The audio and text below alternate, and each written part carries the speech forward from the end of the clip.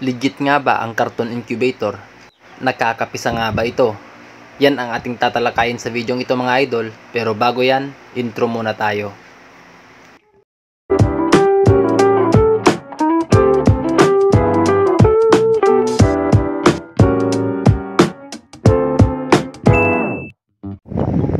Good evening mga kanegro.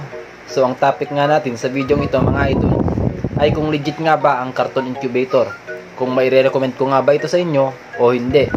So pero bago lahat mga idol, samahan nyo muna ako para mag-ikot sa ating mga itlog, sa ating mga DIY incubator.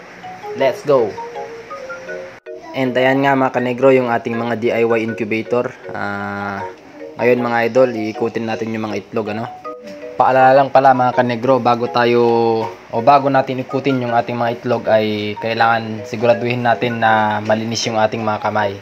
Ako, ang practice ko mga idol, sinasanitize ko muna yung aking kamay bago ako pumupunta sa aking mga incubator. Para maiwasan natin yung contamination at mas sure na laging healthy yung mga similya ng ating mga itlog. Disclaimer mga kanegro, ayun ay practice ko lang ano, hindi ko naman sinasabi na gawin nyo din. Pero yun lang kasi yung nakasanayan ko, kaya sinishare ko sa inyo mga idol, hoping na makatulong sa success ng ating incubation. And one thing more mga kanegro, yung positioning ng itlog dito sa ating setter, kailangan na yung matulis na bahagi ng ating itlog mga idol ay nasa baba. Nakakatulong ito mga kanegro para tumaas yung hatching rate ng ating mga itlog. So ayun mga kanegro, balik tayo dito sa katanungan natin tungkol sa carton incubator. Kung legit ba ito o recommended ba ito mga idol. So ang sagot ko dyan mga kanegro ay yes, legit si carton incubator mga idol. And may re-recommend ko siya sa kapareho kong nagsisimula pa lamang sa breeding ano. And maliban sa nakakapisa talaga siya ng itlog mga idol ay sobrang cheap niya mga idol, kasi yung karton libre lang yan, tsaka yung ilaw o yung heater natin worth 25 pesos, receptacle nasa 30 pesos lang yan, and yung wire na lang natin. So kumbaga mga idol, in a minimal amount talagang magkakaroon ka na ng incubator. Pagtiyagaan mo lang yung pag-iikot sa mga itlog.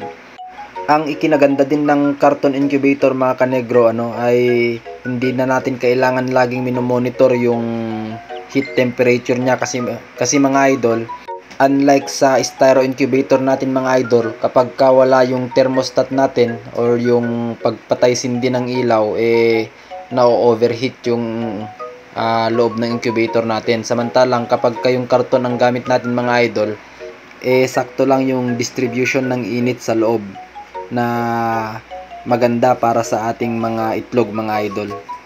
Disclaimer lang ulit mga kanegro, yung aking mga sinasabi ngayon ay base lang sa aking karanasan ano, bilang isang breeder. So kayo mga idol, kung ano yung experience nyo sa carton incubator, pwede po kayong mag-comment down below para po ma-share natin sa ating mga kapwa breeders na gusto ring matuto. So ayun mga kanegro, yes na yes tayo sa carton incubator. So ayan, napisa na yung isang batch ng itlog na sinalang natin dito sa iisang carton incubator natin. Tsaka yung isang batch dyan na natitira mga idol ay by January 9 pa yung pisa nyan ano. So ayun mga idol, tinatanggal ko na dito yung mga napisa para maiwasan yung pagkamatay ng mga similya kapag nadudumihan nila. So ngayon, ilalagay na natin yung mga ito sa ating brooder. Tsaka yan, yung isa dyan mga idol ay nalunod na nagtampisaw dun sa tubig na linagay natin para sa humidity natin mga idol. Kaya yan, linagyan ko na rin siya ng screen para yung iba pang mapipisa hindi na magaya. That's all for this video mga kanegro. Please like and share, at pag hindi ka pa nakapag-follow sa aking Facebook page ay paki-follow na lang po para updated ka sa mga susunod ko pang mga video. Peace out and happy farming!